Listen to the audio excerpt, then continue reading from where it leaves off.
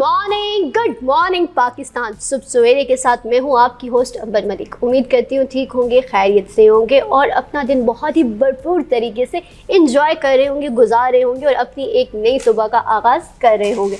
Viewers, जैसे कि आपको पता है कि एक नई सुबह लेकर आते हैं हम आपके लिए बहुत ही ज़बरदस्त सा शो, जिसके अंदर लेकर आते हैं आपके मन पसंदीदा शख्सियात, जिनमें होती हैं कुछ टैलेंट, जिसमें होता है कुछ एक ऐसी टिप्स जो कि आपके लिए बहुत इंपॉर्टेंट होती है। लेकिन आज जो पर्सनालिटी मेरे साथ मौजूद हैं, उनको बुलाने का मकसद ये था कि हमारे यहाँ ख़वातीन में हर टाइम, हर दूसरे दिन जो है ना इश्यूज़ रहते हैं स्किन के और हेयर्स के।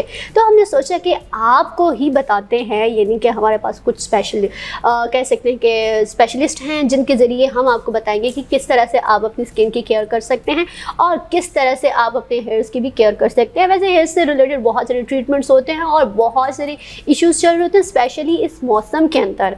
तो वो भी उनसे बात करेंगे, ज़्यादा इंतज़ार नहीं करवाते आपको और बताते हैं कि आज की हमारी गेस्ट कौन है। जी व्यूअर्स, आज की हमारी गेस्ट हैं ज़ारा सलीम उनका नाम है और मेकअप आर्टिस्ट हैं। इसके साथ साथ हेयर और स्किन में बहुत ज़्यादा उनकी ग्रिप है और बहुत अच्छा काम कर रही हैं और माशाल्लाह से उनका खुद का सैलून भी है।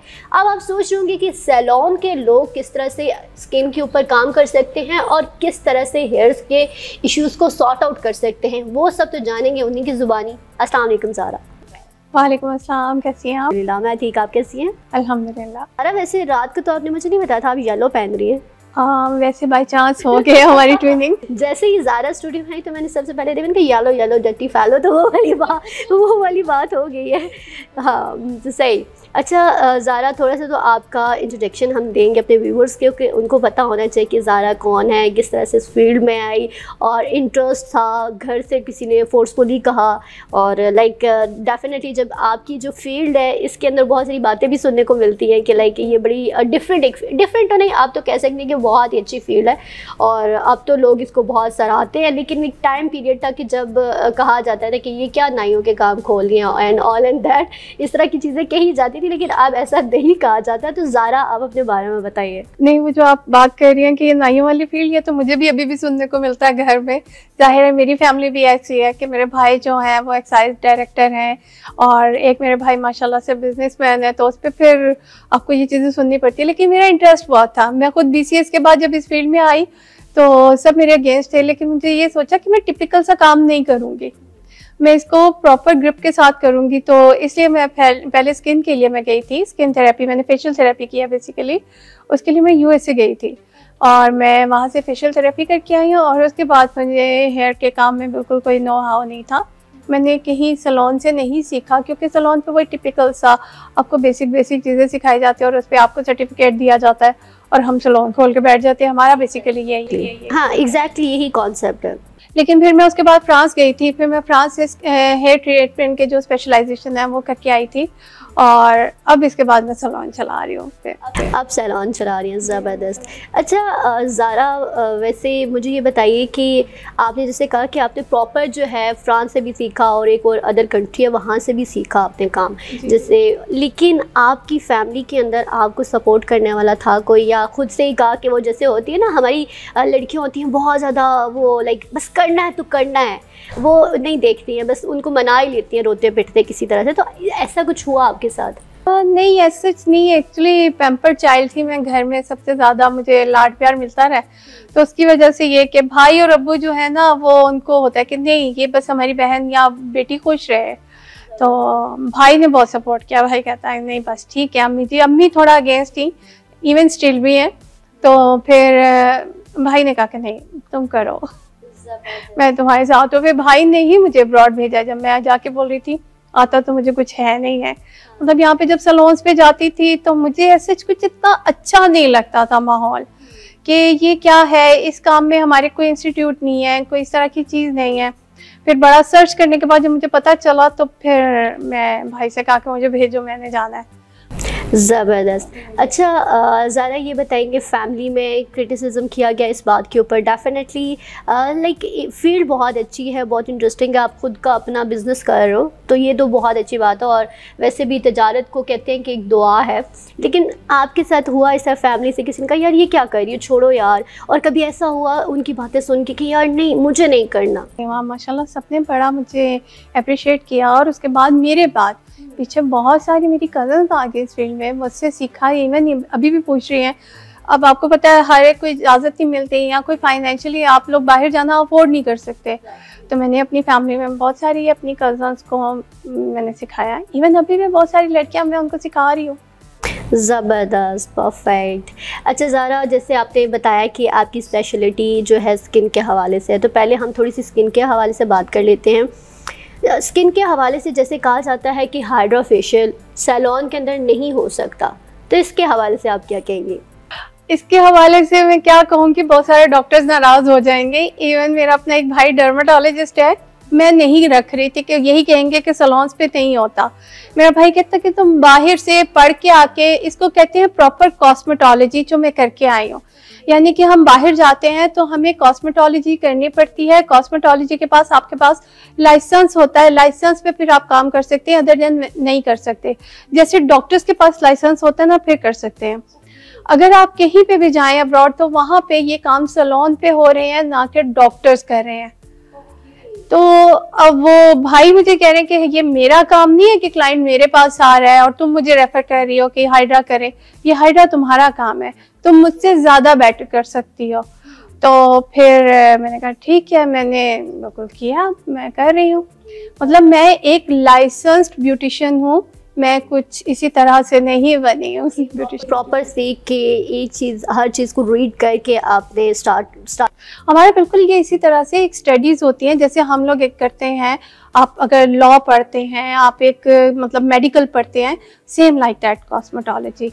हमारे इसमें स्टडीज़ होती हैं, एग्ज़ाम्स होते हैं, पास होते हैं, फेल होते हैं, दोबारा अटैम्प्ट करते हैं एग्ज़ाम्स, ये बिल्कुल इसी तरह से है। ज़बरदस्त। अच्छा ज़ारा, मुझे ये बताइए, जैसे हमने हाइड्रा फेशियल के बारे में बात की, तो थोड़ा सा व्यूअर्स को हाइड्रा के बारे में बताएं कि हाइड्रा बेसिकली है क्या, क्या जो नॉर्मल फेशियल है और हाइड्रा, इन दोनों में फ़र्क क्या है? नॉर्मल फेशियल जो हम लोग करते हैं, मैनुअली करते हैं, आजकल आपको बता रही हूँ कि वाइटनिंग का बहुत ज़्यादा ज़माना है, तो लोग बेसिकली उसमें करवा लेते हैं, ब्लीच करवाते हैं, जो प्रोडक्ट्स लगाते हैं बहुत सारा होता है आपका इस तरह के स्टीरॉइड्स होता है। और स्टीरॉइड्स मैं हमेशा से अपने क्लाइंट्स को भी बोलती हूँ, मैं अपने व्यूअर्स को भी बोलूँगी कि कभी भी जाके आप लोग डिमांड नहीं करें कि आप लोगों ने करवाना है, हम लोगों ने वाइटनिंग करवाना है, या अपने फेस पे ब्लीच अप्लाई करें। ये बहुत ही ख़राब चीज़ है। इवन मेरा अपना सैलून है, मैं आज तक ब्लीच नहीं किया कभी अपने फेस पे, मैं करना नहीं चाह रही, तो ये स्किन को ख़राब कर रही होती है। दूसरा ये होता है कि उसमें फेशियल में ये होता है कि हम क्लीनिंग करते हैं स्किन की। जो सिंपल फेशियल किए होते हैं उसमें हमारी फेशियल थेरेपी होती है बेसिकली, जिसमें प्रोडक्ट तो मैटर करता ही है, लेकिन हम फेशियल के थ्रू उसमें लिफ्टिंग करते हैं, हम फेशियल के थ्रू आपके जो हैं वो स्किन को टाइटनिंग करते हैं, जो भी हमारा प्रोसीजर होता है उसी के थ्रू होता है। और जी, और हाइड्रा फेशियल में ये सारा कुछ हो जाता है आपके टूल्स के साथ, मशीन्स के साथ होता है।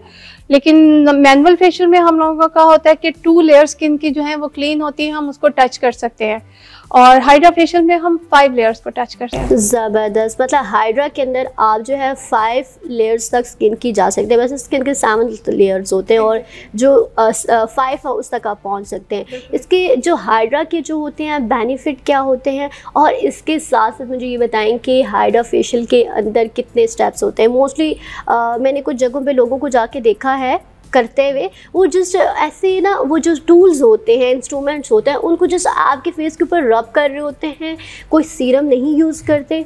बहुत सारी जगहों पे ऐसा भी है, तो इस हवाले से क्या कहेंगे आप?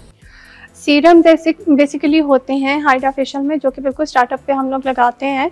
सीरम्स में डिफरेंट सीरम होते हैं, ग्लो के लिए आपका हाइलुरोनिक एसिड होता है, ग्लो के लिए डिफरेंट होते हैं, वो हम लोग अप्लाई करते हैं और उसके बाद करते हैं। बेसिकली उनका पर्पज़ ये होता है कि स्किन को जब हम लोग सीरम्स लगाते हैं, सीरम्स के साथ ही वो आपकी 3 to 4 लेयर्स तक वो सीरम्स को ही आपके पहुंचाते हैं और उसी को लॉक करने की कोशिश करती है। जबकि मेरा ये कहना है कि जस्ट सीरम्स जो है वो आपकी स्किन को एकदम से इतना अच्छा सा इफेक्ट नहीं दे सकते, उसमें कुछ प्रोडक्ट्स भी लगाने चाहिए। जैसे कि अब वैसे भी हाइड्रा मशीन तो डिफरेंट तरह की है ना, 6 टूल्स में भी है, 8 टूल्स में भी है, डिफरेंट है। अब तो ये भी हो गया है, सैलून की अलग है जी, डॉक्टर्स की अलग है, और थोड़ा सा 19-20 का फर्क है, एक टूल का आएगा फर्क है बस उसमें ना। हाँ जी, तो मैं तो खैर जो सैलून पे कर रही हूँ, मैं तो डॉक्टर्स वाला मेरे पास हाइड्रा मशीन है, मैंने ऑस्ट्रेलिया से मंगवाया था क्योंकि मेरे एक भाई माशाल्लाह से एस्थेटिक में भी हैं। तो फिर हम लोग जो मेरे लिए वहाँ से चीज़ें मंगवाना कोई ऐसे इतना मुश्किल नहीं, तो मैंने वहीं से मंगवाया था, डॉक्टर्स जो यूज़ कर रहे हैं। और उसमें ये है कि मैं प्रोडक्ट्स भी यूज़ करती हूँ, मतलब सिर्फ उस पर जेल्स पे नहीं जा रही। अब मैंने जैसे आपका फेशियल किया था। अच्छा व्यूअर्स, ये तो मैं बताना भूल गई हूँ, खुद ही मुझे याद करा रही है, मैं बताना भूल गई हूँ। अभी रिसेंटली ज़ारा की तरफ मैं गई थी और मैंने सोचा कि जाके ज़ारा का टेस्ट लिया जाए एक छोटा सा, उसके बाद प्रोग्राम में बुलाया जाए। तो ज़ारा के पास जब मैं गई, मैंने हाइड्रा फेशियल लिया और खैर अलॉट ऑफ सर्विसेज ली जो ज़ारा ने मुझे PR में दी।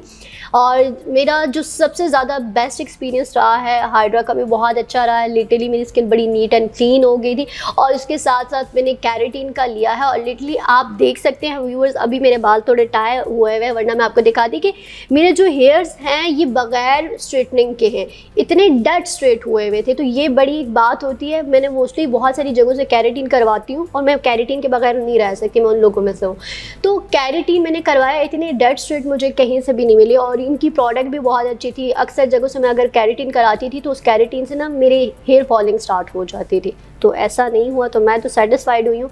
बाकी ज़ारा से जानते हैं, और एंड में ज़ारा को मैं क्या कि कहूँगी कि ज़ारा अपने सैलून का एड्रेस बता के जाइए अपने पैगाम के अंदर, ताकि व्यूअर्स जो आपकी तरफ आना चाहें तो इजीली आपको मतलब ढूंढ सकें, आपकी तरफ आ सकें। जी ज़ारा। जी। अच्छा, अब हम लोग बात कर रहे थे इस पे हाइड्रा पे। मैं आपकी स्किन पे जैसे क्या था, लाइट सा पिगमेंटेशन था, कुछ इस तरह से मेकअप्स के बाद स्किन ख़राब हो जाती है। आप मेकअप्स यूज़ करते हैं, डेली बेसिस पे करते हैं, तो पिगमेंटेशन आ जाती है। तो उसके लिए हमारे पास अलग से प्रोडक्ट्स होते हैं, और ये नहीं होते कि वो स्टीरॉइड्स होते हैं, बहुत सारे बोटेनिकल प्रोडक्ट्स भी आते हैं जो कि हम बिल्कुल ऐसे ही हैं। हम लोग इस तरह से करते हैं कि वो थोड़े एक्सपेंसिव होते हैं। जब हम ज़्यादा एक्सपेंसिव चार्ज कर रहे होते हैं तो उनको लगता है कि नहीं ये एक्सपेंसिव है, यही वाला हाइड्रा वहाँ पे तो 3500 में हो रहा है, ज़ारा क्यों इतना ज़्यादा पैसे ले रही है हमसे। ऐसा नहीं होता। आप स्किन पे कैसे कॉम्प्रोमाइज़ कर सकते हैं जब हम आपके प्रोडक्ट बहुत अच्छा वाला लगा रहे हैं। मैं तो सामने रख के आपके भी सामने प्रोडक्ट लगाया था, कुछ भी हिडन नहीं होता। मेरे सैलून पे ये चीज़ें हैं कि हम लोग प्रोडक्ट बिल्कुल पास रख के उसी से काम कर रहे होते हैं, हिडन नहीं होता। और फिर उसमें ये होता है कि आपके एजिंग के, आपके पिगमेंटेशन के, आपकी हर चीज़ के प्रोडक्ट्स भी अलग है, और आपको उस डिफरेंट टूल्स के साथ जब उसको यूज़ करते हैं तो आपके रिजल्ट जो 30% आते होते हैं वो 70% डेफिनेटली परफेक्ट। अच्छा सारा, मुझे ये बताइए स्किन के हवाले से, जैसे हाइड्रा तो आजकल बहुत ही नॉर्मल सी चीज़ बन गई कि हर बंदे की रसाई में और हर बंदा इसको करवा रहा है, लेकिन स्किन की आप कौन कौन से, जैसे आपकी स्पेशलिटी है स्किन और हेयर, तो अभी स्किन के ऊपर भी थोड़ा बात करेंगे कि स्किन की कौन कौन से और जो ट्रीटमेंट्स हैं वो आप कर रही हैं। मैं मेसोथेरेपी भी कर रही हूँ, कार्बोक्सी भी कर रही हूँ, मैं लेज़र भी कर रही थी, हेयर रिमूवल लेज़र, ये सारी चीज़ें मैं कर रही हूँ साथ साथ। अच्छा, ये जैसे आपने पहला बताया कि मीज़ो किस चीज़ के लिए होती है, ये थोड़ा सा बताइए। हमारे बेसिकली वैसे सोचा ये जाता है कि बीबी ग्लो जो होता है ना वो मीज़ो के थ्रू किया जाता है। इसमें बहुत सारी स्किन आ जाती हैं, जिससे एक पिगमेंटेशन भी आती है, एक स्किन जो बहुत वाइटनिंग क्रीम्स लगा के, जो स्टीरॉइड्स लगा के आपकी स्किन थिन हो जाती है, इसका भी हम लोग मीज़ो के थ्रू कर देते हैं, आपका मतलब सॉर्ट आउट करते हैं प्रॉब्लम को। और जिनके एक्नी होती है, एक्टिव एक्नी को भी हम लोग इसके साथ से ही कर सकते हैं, मीज़ो के साथ ठीक हो जाती है। अच्छा, ये मीज़ो के जो होता है प्रोसीजर, ये कैसा प्रोसीजर होता है थोड़ा सा बताइए, क्योंकि मोस्टली लोग मीज़ो और PRP से बहुत ज़्यादा डरते हैं, वो समझते हैं बहुत ज़्यादा पेनफुल है, और लाइक ये क्या, इससे हमारी स्किन में ये हो जाएगा वो हो जाएगा, इस तरह की बहुत सारे रूमर्स होते हैं, और इस वजह से लोग नहीं करवा पाते और फिर वो डिफरेंट स्टीरॉइड की तरफ चले जाते हैं। तो मीज़ो के बारे में थोड़ा बताइए। एक तो मैं वैसे ये कहना चाहूँगी कि आप लोग सुना के कभी भी किसी चीज़ पे ट्रस्ट नहीं करें। हो सकता है आपका किसी चीज़ में एक्सपीरियंस गलत हुआ हो, उसमें भी कोई ऐसा चीज़ हो सकती है। प्रोडक्ट गलत नहीं होता, काम करने वाला गलत नहीं होता। कभी कभी होता है, जैसे अब बात कर रहे होते हैं कि हम लोग एक ही सिटिंग में किसी भी चीज़ को सॉर्ट आउट नहीं कर सकते, ठीक है। उसके लिए डिफरेंट सेशंस होते हैं। जैसे डॉक्टर के पास भी एक ही दफ़ा जाके आप ठीक नहीं होते हैं ना, सेशंस होते हैं, सेम इसी तरह हमारा भी होता है। मीज़ो और पीआरपी क्योंकि मैं नहीं करती, I am not a doctor, ठीक है, इस वजह से वो मेरा काम नहीं है। हाँ, मेजोथेरेपी में करती हूँ, उसमें एक पेन होता है जिसको हम डॉक्टर पेन कहते हैं। डॉक्टर पेन के आगे एक नीडल्स लगती हैं, उनके साथ हम लोग करते हैं। कुछ हमारे होते हैं प्रोडक्ट्स होते हैं, वो भी उनको भी हम लोग जेल्स कह सकते हैं।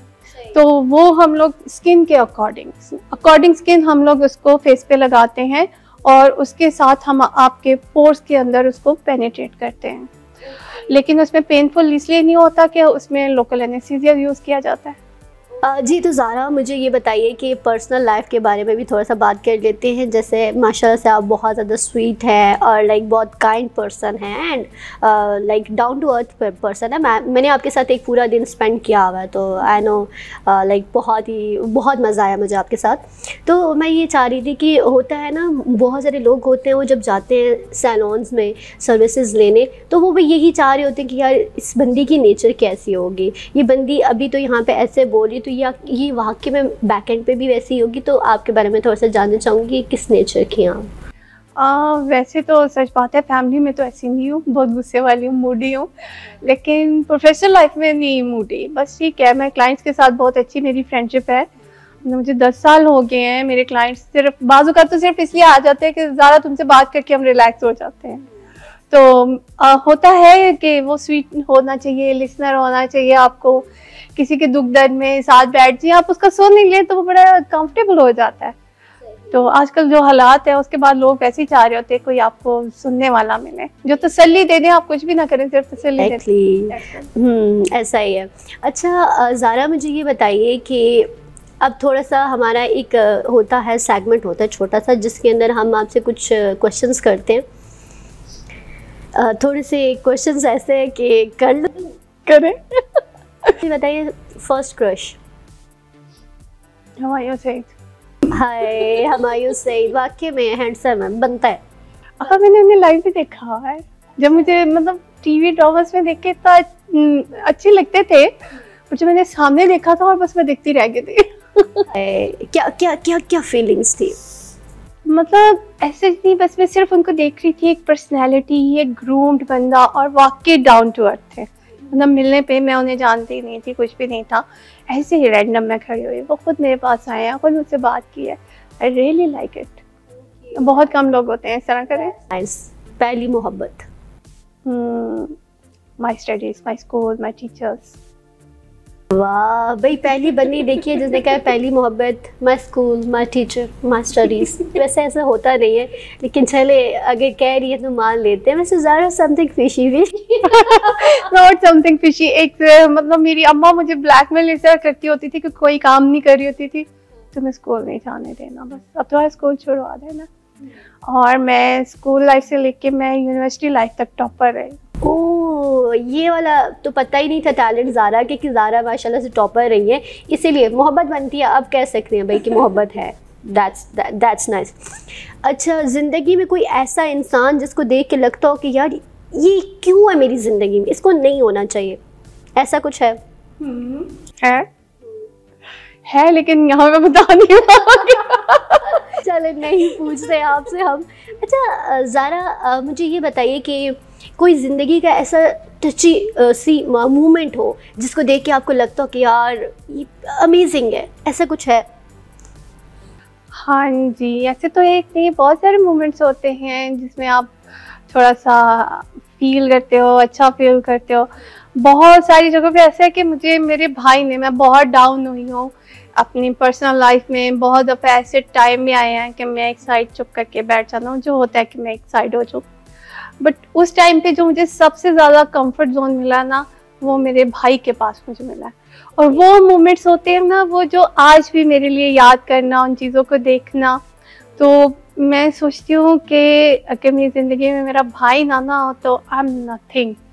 मैं बहुत गिर जाती, मैं ये ज़ारा ही नहीं होती, इतनी कॉन्फिडेंट, इतनी आगे बढ़ने वाली। इंशाल्लाह, ज़बरदस्त। अच्छा, ज़ारा थोड़ा सा सेंटी हो रही है, आई फील कि ज़ारा की आंखों में भी आंसू आने वाले हैं, पारो मत रहो। नहीं नहीं, तो नहीं है, अल्लाह पाक का करम है। वो होता है ना, समटाइम आप अपनी कुछ फीलिंग्स एक्सप्रेस कर रहे होते हो ना, तो ऑटोमेटिकली वो खुशी के आंसू भी होते हैं। तो हम आपको कहेंगे पारो मत रो, ऐसा ना करो पारो, हम भी रो जाएंगे। तो मज़ीद आपकी बाकी चीज़ों को नहीं छेड़ते, अब बात कर लेते हैं व्यूवर्स हेयर्स के हवाले से, क्योंकि हेयर स्पेशलिस्ट भी हैं। तो ज़ारा, हेयर के बारे में सबसे पहले हम बात कर लेते हैं। मुझे बताइए कि हेयर के कौन कौन सी सर्विसेज आप दे रही हैं, फिर उसके बाद उनका नेक्स्ट क्वेश्चन मैं आपसे करती हूँ। कलरेशन में कर रही हूँ, इसके अलावा मैं जो भी हेयर से रेलिवेंट होता है हम ट्रीटमेंट्स भी देखते हैं। हेयर फॉल के लिए ट्रीटमेंट्स होते हैं, फ्रिजी हेयर के लिए होते हैं, आपके ये जो डैंड्रफ होती है इसके लिए, ये सारे ट्रीटमेंट्स अवेलेबल होते हैं। लेकिन इसके लिए आपको थोड़ा टाइम देना चाहिए, ठीक है। आपके जो भी आपको देख रहा होता है, जो आपका कर रहा होता है काम, उसको टाइम चाहिए। प्लस इसके अलावा केराटिन, रीबॉन्ड, एक्सटेंसो, कलर्स, बालियाज आप करवा लें, आप हाईलाइट्स, लोलाइट्स। कह रहे थे कैरेटीन के बारे में, मैंने बताया भी व्यूवर्स को अपना फीडबैक, मेरा तो बड़ा अच्छा आपके साथ एक्सपीरियंस रहा। तो ज़रा मुझे ये बताएं कि कैरेटीन बेसिकली किस पर्पज़ के लिए होता है। मोस्टली हमारे लोग ये समझते हैं, और मैं भी समझती थी कुछ टाइम पहले तक, कि कैरेटीन जस्ट फॉर स्ट्रेटनिंग होता है, लाइक आपके बाल स्ट्रेट हो जाते हैं, डेड स्ट्रेट हो जाते हैं। लेकिन कैरेटीन स्पेशली किस पर्पज़ के लिए है? अगर तो आप लोगों को डेड स्ट्रेट चाहिए ना, तो फिर आप एक्सटेंसो या रीबॉन्ड की तरफ जाएं। लेकिन केराटिन इस मकसद के लिए बिल्कुल भी नहीं है। जैसे हम लोग करवाते हैं, हम अपने बालों पे बहुत दफ़ा रिबॉन्ड करवा लेते हैं, एक्सटेंसो करवाते हैं, डाई बहुत करते हैं आजकल, आपको पता बहुत सारा है। तो वो जब इन चीज़ों से आपके बाल बिल्कुल ख़राब हो जाते हैं, ख़त्म हो जाते हैं, समझते कि जिनमें कुछ झाड़ियाँ बन गए हैं, रफ हो गए हैं, आपको मतलब कुछ समझ में नहीं आ रहा कि अब आप क्या करें, तो फिर आप केराटिन की तरफ आएँ।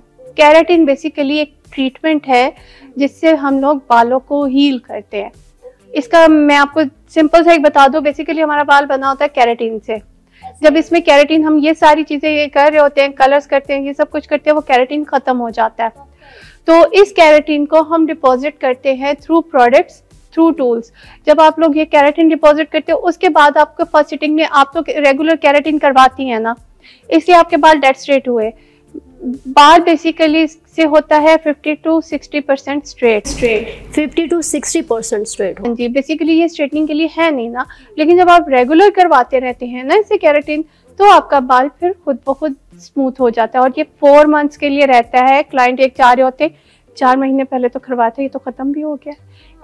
ये है 4 महीने का एक जो है इसका होता है टाइम, तो फिर आप उसके बाद कैसे जा सकते हैं। उसके बाद अगर आपने करवाना है तो फिर आप दोबारा चले जाए। हाँ जी, अगर आपको डेड स्ट्रेट चाहिए और लॉन्ग टर्म पे चाहिए तो आप एक्सटेंसो और रिबॉन्डिंग करवा लें। जैसे आपने बात की एक्सटेंसो और रिबॉन्डिंग की, ये दोनों सेम थिंग्स हैं या डिफरेंट चीज़ें हैं? अगर डिफरेंट है तो ये कैसे डिफरेंट है? अच्छा, मुझे बेसिकली ये डिफरेंट नहीं लगते, सेम प्रोसेस है, सेम प्रोडक्ट है, बस नाम चेंज है। एक कंपनी ने रिबॉन्डिंग को एक्सटेंसो के नाम से लॉन्च कर दिया है, बस सिंपल सी बात ये है। हाँ, इसमें सिर्फ ये होता है कि हमारे जो ब्यूटिशियंस, वही बात आ जाती है क्योंकि वो एजुकेटेड नहीं है, तो उनका होता ये है कि वो देखते हैं कि आपका कर्ल कितना है। जैसे आज मैंने अपने बाल कर्ल किया हुआ है, खैर बहुत प्यारे लग रहे हैं। वैसे मैं सोच रही थी काफ़ी टाइम से, ज़ारा इतनी मेहनत करके तैयार हो गया, ये तो मैंने अभी तक बोला क्यों नहीं है। ज़ारा बड़ी प्यारी लग रही हो, लेकिन वाकई वो बहुत खूबसूरत लग रहे हैं, और बड़े छोटे छोटे कर्ल्स आपने किए, ये किससे किए? ये तो फिर कुछ सीक्रेट भी होते हैं ना हमारे, ये नहीं बता सकते। तो ये परमानेंट भी कर सकती हूँ मैं, ये परमानेंट भी कर सकती हूँ। खैर मैं अपने तो ऐसा नहीं करके आई, मैं वॉश करूंगी और ये सही हो जाएंगे। तो बेसिकली जो होते हैं ना, जिस तरह से कर्ल्स करते हैं इसी तरह से हम लोग स्ट्रेट भी कर रहे होते हैं। तो अभी हम लोग एक्चुअली फिर उस पर ये होता है कि प्रोडक्ट्स जब हम लोग लगा रहे थे, जैसे मेरा कर्ल हुआ है, अगर हम लोग कोई ब्यूटिशियन इतना कर्ल देखेगी ना, तो वो डेफिनेटली स्ट्रॉन्ग प्रोडक्ट उठाएगी, लगा देगी, और आपका बाल टूटेगा, गिरेगा या कुछ भी होगा। इसीलिए कह रहे होते हैं एजुकेशन ज़रूरी है। आप सबसे पहले आप कंसल्टेशन में जो आपका ब्यूटिशियन है, जो एक्सपर्ट है, उससे कंसल्ट करें। आप जाके सिर्फ ये ना कह दें मेरा ये काम कर दो, एक टाइम दें उसको, आधा घंटा 1 घंटा, उसके बाद उससे टाइम लें, फिर वो आपको करे, उसको प्रिपेयरिंग टाइम देना चाहिए। आपके बालों का टेक्सचर देखे, आपकी हेल्थ के बारे में वो जाने, आपका सारा वो चीज़ें लेके उसको देख के फिर उसके बाद प्रोडक्ट ले और उसके बाद काम करें। इस तरह से होना चाहिए। ब्लड प्रेशर हमें पूछना होता है, हमने डायबिटिक का पूछना होता है, हमने लेडीज़ का प्रेगनेंसी का पूछना होता है। उस पर हम लोग ये चीज़ें नहीं कर सकते, ये काम नहीं कर सकते। लाइक ये जितने भी आप एक्सटेंसो और ये बता, हाँ जी, इस पर नहीं कर सकते। अगर हाई ब्लड प्रेशर है उस पर मैं कर तो देती हूँ, लेकिन फिर मैं उसके हिसाब से टाइम देखती हूँ। ओके, मुझे अभी याद है ज़ारा, आपने भी मुझसे पूछा था कि अंबर तुम्हें ब्लड प्रेशर का तो कोई इशू नहीं है हाई, मैंने कहा नो नो। अच्छा, मुझे अभी पता चला कि क्यों पूछ रही थी मैं। नहीं, वो सारी हम लोगों ने आपसे लेना होते हैं ना, ये सारी डिटेल्स हमें चाहिए होती हैं, तो फिर उसके बाद फिर हम लोग आपका काम करेंगे, हमारे लिए भी इजी होगा और आपकी हेल्थ पे भी कोई प्रॉब्लम नहीं आएगी। अच्छा सारा, मुझे ये बताएं कि जैसे आपको पता है कि मौसम बहुत चेंज होता रहता है और मौसम के हिसाब से हमारी स्किन टोन चेंज होती है और इसके साथ साथ हमारे हेयर्स के भी बहुत सारे इश्यूज होते हैं। तो इस हवाले से आप क्या कहेंगी? जैसे हेयर फॉलिंग हो रही होती है और बहुत सारे ऐसे ट्रीटमेंट्स होते हैं जो कहते हैं कि इस मौसम में नहीं लेने, तो उस हवाले से क्या कहेंगे आप? हाँ जी, बिल्कुल, ऐसे मौसम के हिसाब से वाकई हेयर फॉल कभी कभार इस तरह से होता है, मानसून में होता है वो इस तरह की, हमें स्वेटिंग बहुत होती है और हम लोग जब बाहर जाते हैं अजीब सा मौसम, सफोकेशन और ये सारी चीज़ें जो है हमारी वैसे हेल्थ पे जो इतना असर करती हैं, तो डेफिनेटली बाल भी उसी में आते हैं। बेसिकली जो हेयर फॉल होता है, डैंड्रफ होती है, ये सारी चीज़ें हमारी इंटरनल हेल्थ से कनेक्टेड होती हैं। हम लोग सोचते हैं मौसम की वजह से हैं, हम मानसून में बहुत सारी ऐसी चीज़ें अपनी अवॉइड कर देते हैं जो बेसिकली हमें लेनी चाहिए, कि ये चीज़ गर्मियों में नहीं खानी, ये चीज़ सर्दियों में नहीं खानी, ऐसा नहीं करना, वैसे नहीं करना। आपकी एज, आपके वेट, इन सब के हिसाब से आपका एक प्रॉपर डाइट होती है, जिसको जब हम लोग छोड़ देते हैं तो आपके नेल्स, आपके हेयर, आपके मतलब हर चीज़ जो है इससे इफ़ेक्ट होती है। अब जैसे सर्दियों में लोग बोलते हैं कि हमारे बहुत ज़्यादा डैंड्रफ आ गया और उनको रीज़न लगता है वेदर। बेसिकली ये वेदर नहीं होता, वो हम लोग जो यूज़ कर रहे होते हैं गर्म पानी, रीज़न वो होता है। अगर आप अपना पानी जो है वो इतना गर्म रखें कि बस आप बर्दाश्त कर सकें, वो हो, इतना ना हो कि आप उसको बस आपके लिए सूदिंग हो, उस चीज़ पे ना जाए, तो आप देखिएगा आपकी बॉडी, आपका जो सर है उधर डैंड्रफ नहीं होगी। और प्लस ये कि वाटर इनटेक रखें तो डैंड्रफ नहीं होगा। इसी तरह मानसून में होता है, थोड़ा सा स्वेटिंग से बचे, plus daily hair wash. Daily hair, लेकिन वो कहा जाता है कि डेली हेयर वॉश से भी तो इश्यूज होते हैं ना, तो फिर कैसे डेली हेयर वॉश हो सकता है? पर्सनल एक्सपीरियंस आपको बताती हूँ कि मैं, क्योंकि रोज़ाना बाहर जाना आना सब कुछ, सन एक्सपोजर है, डस्ट होती है, हम लोग कोई बहुत ऐसी जगह पे तो नहीं रहते ना जो बिल्कुल साफ़ सुथरी, डस्ट तो होती है इन सारी जगहों पे, तो मैं डेली वॉश करती हूँ। तो आप कभी मानसून हो, कभी वेदर इस तरह से ड्राई हो रहा हो, कभी मेरे डैंड्रफ नहीं होगा, प्लस कभी मेरा हेयर फॉल नहीं होता। रीज़न, आप अगर डेली बाहर जा रहे हैं तो फिर आपको डेली वॉश करने में क्या इशू है? हाँ, शैम्पूज जो हैं तो इशू नहीं है, लेकिन कहा जाता है कि डेली हेयर वॉश से भी हेयर ख़राब होते हैं, हेयर फॉलिंग ज़्यादा होती है, या जो हेयर्स की एक ब्यूटी होती है वो ख़त्म हो जाती है, ये भी कहा जाता है और सुना भी जाता है। ये बता रही हूँ ना, मिक्स होती हैं, ऐसा बेसिकली होता नहीं है। आप डेली अगर एक शैम्पू अच्छा लें, आप बहुत शैम्पू लेते हुए हमेशा एक चीज़ पे गौर करें, बहुत थिक शैम्पू ना हो। हम लोग देखते हैं उसकी कंसिस्टेंसी बिल्कुल ऐसे होती है कि बिल्कुल वो थिक होता है, लेकिन आप इस तरह से लें, बिल्कुल एक पतला सा पानी की तरह फ्लो करने वाला शैम्पू होना चाहिए। लेकिन वो फ्लो करने वाले से जब हम लोग उसको वो करते हैं तो वो तो बालों के अंदर बहुत मुश्किल से वो सही से, मुझे लगता है कि वॉश नहीं होता। नहीं, वो सही, आपके बालों में जितना आप थिक शैम्पू लेते हैं, आप समझ लो उसमें उतना ज़्यादा सॉल्ट है, और सॉल्ट आपके बालों के लिए, रूट्स के लिए कितना ख़राब है। आप अगर ये शैम्पू ही छोड़ दें तो आप देखिए आपका कभी हेयर फॉल होगा ही नहीं। आप बेबी शैम्पूज़ ले लें, या अगर आप कोई शैम्पू ऐसा लेते हैं भी बहुत थिक सा, आप उसको पानी में थोड़ा सा, बिल्कुल उसको थोड़ी सी क्वांटिटी पे लेके पानी में मिक्स कर लें, उसके बाद आप उससे सर धोएं कि जितना कम जाए आपके बालों में। सिर्फ आपका स्कैल्प साफ़ करना ज़रूरी होता है, उसके बाद कंडीशनर को मस्ट कर लें लेंथ एंड एंड पे। एक ये फ़र्ज़ होता है शैम्पू के बाद कंडीशनर लगाना बालों में। लोग कहते हैं इसके साथ बाल ख़राब हो जाते हैं, कैसी एक चीज़ जो है ही बेसिकली सही करने के लिए, शैम्पू के साथ बाल ख़राब होते हैं, वो उसको सही करेगा, ना कि उसको ख़राब करेगा। Perfect perfect. अच्छा ज़ारा, हमारे टाइम जो है बहुत लिमिटेड सा टाइम होता है, उसके अंदर हमने बहुत सारी बातें करनी होती हैं, लेकिन आज में हमारी बहुत सारी चीज़ें रह गई हैं। तो अब ज़ारा से ये कहेंगे कि ज़ारा, एक तो अपने सैलून का पूरा एड्रेस और इसके साथ साथ आप अपनी ऑडियंस को या किसी को कोई पैगाम देना चाहें तो वो बताएं क्या कहेंगी आप? मैं तो सिर्फ इतना कहना चाहूँगी, जितना आप लोग कपड़े, जूते, बैग्स पे आप ब्रांड्स की तरफ जाते हैं ना, इतना अपनी स्किन के लिए भी अच्छे ब्रांड्स की तरफ जाएं, तो आपको कपड़े जूते आप सस्ते भी पहन लेंगे तो आप अच्छे लगेंगे। Just groom your self, not your wardrobe, not your shoes. ये चीज़ें मैटर करती हैं, बट उस वक्त करती है जब आपकी स्किन और आपके बाल बहुत अच्छे होंगे। जी तो व्यूअर्स, ये था आज का हमारा शो, जिसके अंदर हमने बुलाया था ज़ारा को, और ज़ारा ने बहुत सारी अपनी कीमती राय और बहुत सारी अपनी कीमती एक्सपीरियंस और बहुत सारी ऐसी टिप्स आपको दी जिससे आपके लिए बहुत ही ज़्यादा फ़ायदेमंद साबित हो सकती हैं। और अगर जैसे ज़ारा ने अपना एड्रेस वगैरह भी आपको दिया, अगर आप ज़ारा से कोई सर्विसेज भी लेना चाहते हैं तो आप लोग उनको अप्रोच कर सकते हैं। और व्यूअर्स, हम आपके लिए लेकर आते हैं आपकी मर्ज़ी का और वो शो जो आपके लिए बहुत ज़्यादा फ़ायदेमंद साबित हो। तो इसके लिए सिर्फ आप लोगों ने करना ये है कि नेक्स्ट टाइम हम कौन सा ऐसा शो करें जो आपके लिए बेहतरीन हो, जो आपको पसंद हो। तो बस हमारे कमेंट्स और फीडबैक में बताना है, अपनी राय से आगाह करना है। मुझे और मेरी पूरी टीम को दीजिए इजाज़त। अल्लाह निगहबान, स्टे ब्लेस्ड।